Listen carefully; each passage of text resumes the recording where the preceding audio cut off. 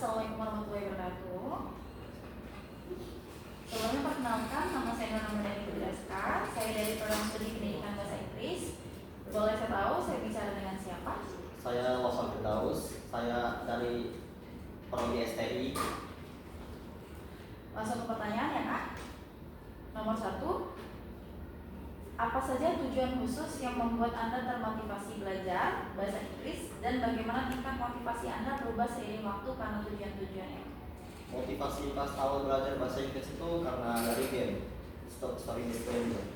Jadi ada waktunya saya pas itu nge-stuck, tidak bisa melanjut karena kan saya tidak paham apa persyaratan apa yang harus dilakukan untuk melanjut, dan semua teks dalam game itu bahasa Inggris. Jadi saya mulai belajar dari situ untuk agar berhasil menamatkan game tersebut. Story game gitu ya Kak? Berarti itu ada momen spesifik lain nggak Kak yang bikin semangatnya naik atau turun gitu? Semangat naik ketika saya bermain game.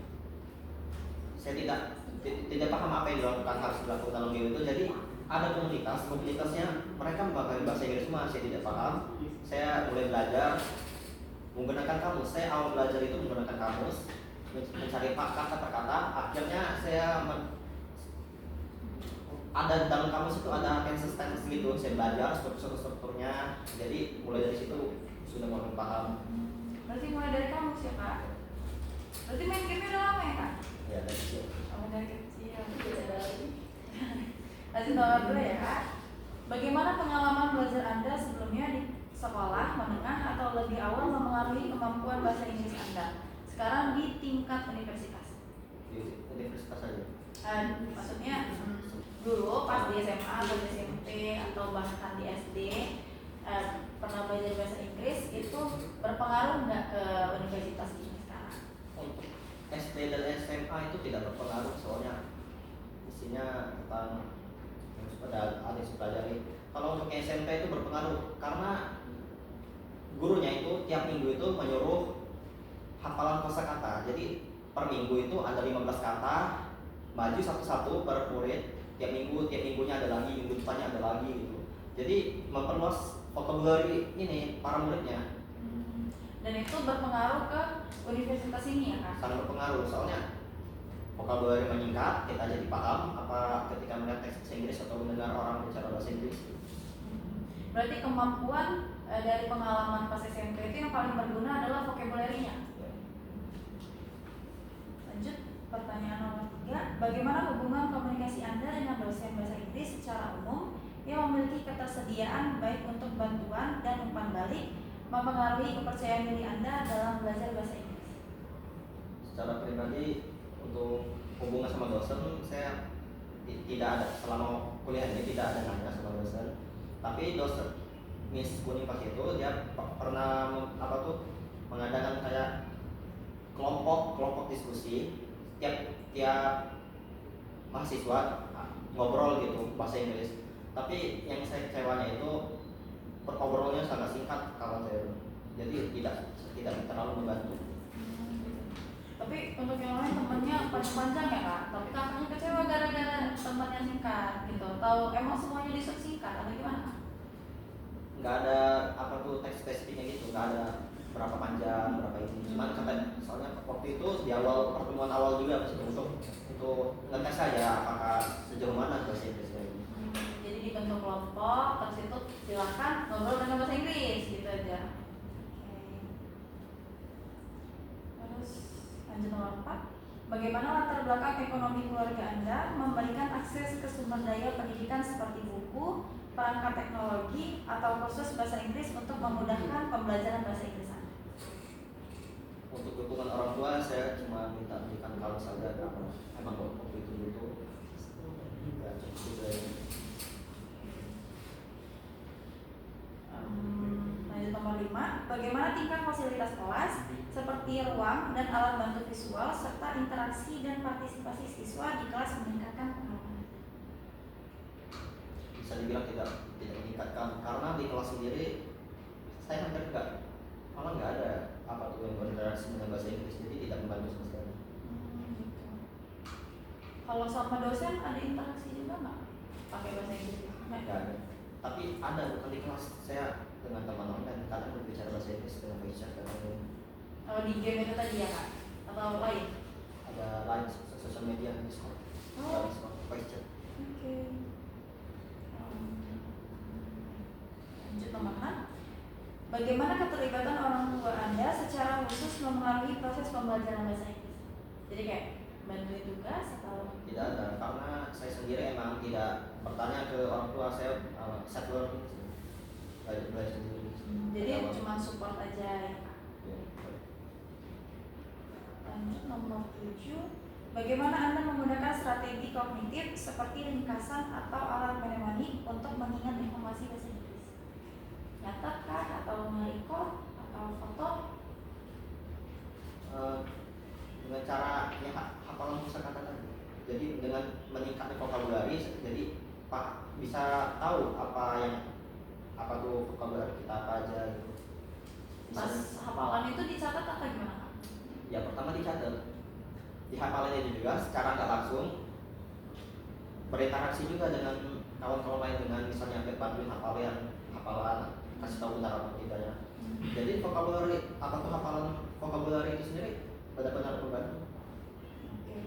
Berarti strategi yang sering dipakai adalah hafalan ya kak? Itu efektif banget buat kakak.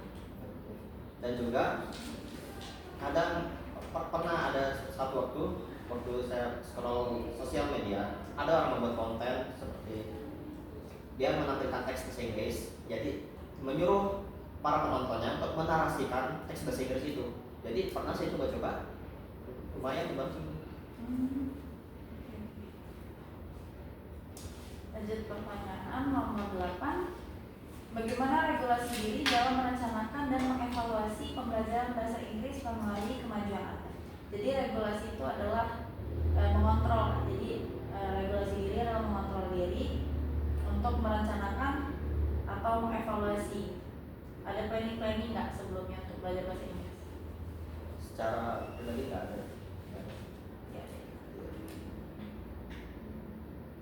Nomor 9. Bagaimana Anda mengelola emosi Anda seperti mengurangi kecemasan untuk mendukung proses pembelajaran bahasa Inggris? Kalau cemas, saya nggak mengurangi kecemasan, tetap lanjut aja walaupun cemas, karena cemas itu sendiri karena kita belum mampu tadi. Selama kita meneruskan belajar terus, meningkatkan vocabulary, ngobrol sama kawan juga sebenarnya saya agak cemas juga karena starter gitu. Tapi lanjut aja. Nomor 10. Bagaimana interaksi kolaboratif dengan teman sebaya mempengaruhi proses pembelajaran bahasa Inggris Anda? Sangat membantu, karena kami sering ngomong bahasa Inggris. Ketika dia ngomong bahasa Inggris, saya juga ngomong bahasa Inggris. Dan awalnya saya belum terlalu paham dia ngomong apa, karena dia terlalu cepat. Tapi karena keseringan, jadi terbiasa tadi. Jadi udah mulai paham orang ngomong bahasa Inggris yang sebelumnya saya cuma bisa bahasa Inggris dari tulisan saja. Dengan bantuan mereka, saya jadi bisa mendengarkan juga bahasa Inggris. Mereka itu teman sosial media gitu ya? Atau gimana? Oh ya, di Discord tadi ya? Iya. Nomor 10. Kalau di kampus ada nggak kak? Di kampus nggak. Nggak, itu memang di ini aja ya, online aja ya? Ketemu di akhir pertama buat komunitas, terus sampai Sekarang. frekuensi. Sampai sekarang ya kak? Berarti Sekarang sih. fluent banget ya bahasa Inggrisnya? Nggak terlalu fluent, kadang mereka juga nggak terlalu fluent juga, sama-sama borok tapi paham. Itu emang temannya dari mana kak? Maksudnya bukan dari Indonesia? Dari Indonesia. Oh, dari Indonesia juga. Ada yang satu orang Malaysia. Oh, tapi ngomongnya pakai bahasa Inggris yang sama-sama bahasa Indonesia tadi? Ngomong bahasa Inggris itu pas ini.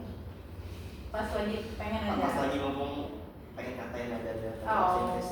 oke. Sama ya buat alasan bahasa Inggris ya. Buat apa kak? Buat alasan gitu. Buat alasan? Ya di sebelah. Oh, oke. Lanjut nomor 11 ya kak. Bagaimana alat digital dan aplikasi meningkatkan proses pembelajaran bahasa Inggris Anda? pernah waktu itu nyoba aplikasi digital itu Duolingo pernah, tapi selama pengalaman saya aplikasi itu tidak membantu karena yang pertama aplikasi Duolingo itu sendiri banyak distraksinya. Yang pertama ada leaderboard yang membuat tujuan awal kita belajar bahasa Inggris itu malah pindah ke leaderboard. Saya udah alami. Ditambah ada detik-detiknya juga dia.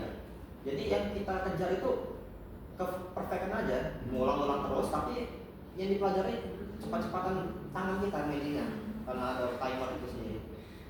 Kalau untuk pemula mungkin cocok Duolingo itu. Kalau untuk tingkat lanjut kurang, kalau terlalu banyak distraksinya. Kalau untuk aplikasi belajar lain belum tahu ya.